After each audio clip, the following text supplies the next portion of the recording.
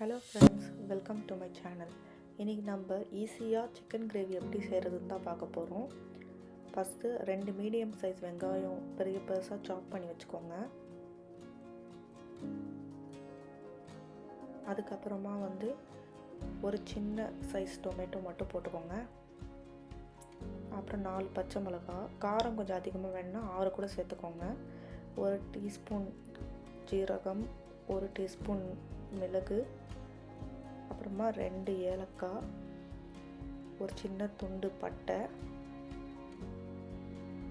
அதுக்கப்புறமா 2 கிராம்பு, அப்புறமா ஒரு கைப்பிடி கொத்தமல்லி, இதெல்லாம் போட்டு அரைச்சி வச்சுக்கோங்க. 2 டேபிள் ஸ்பூன் எண்ணெய் போட்டுக்கோங்க. எண்ணெய் காஞ்சதுக்கப்புறமா நம்ம அரைச்சி வச்சுருக்க கிரேவி போட்டுருங்க.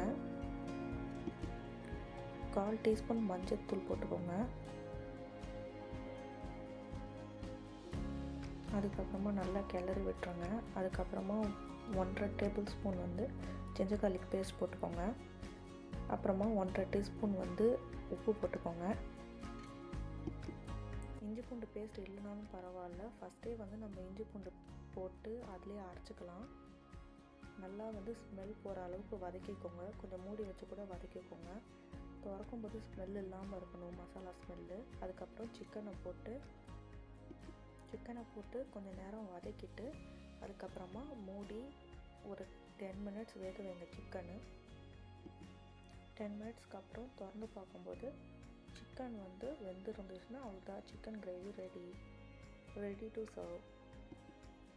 இது நம்ம சப்பாத்தி, தோசை, இட்லி எல்லாத்துக்குமே வச்சு சாப்பிட்லாம். சாப்பாடு கூட ரசம் வச்சு நம்ம சாப்பிட்லாம்.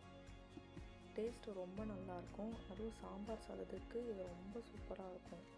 நீங்களும் வீட்டில் ட்ரை பண்ணி பாருங்கள். தேங்க்யூ.